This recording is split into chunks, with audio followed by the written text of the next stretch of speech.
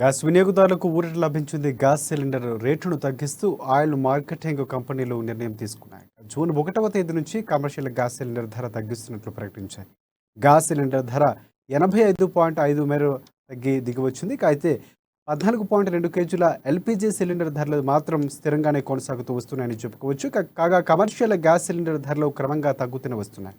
గత నెలలో కూడా సిలిండర్ ధర ఏకంగా రూ. 172 మేర దిగివచ్చింది. మళ్ళీ ఇప్పుడు సిలిండర్ ధర రూ. 85 మేర తగ్గింది. అంటే నెల రోజుల్లో సిలిండర్ ధర రూ. 250 మేర తగ్గింది.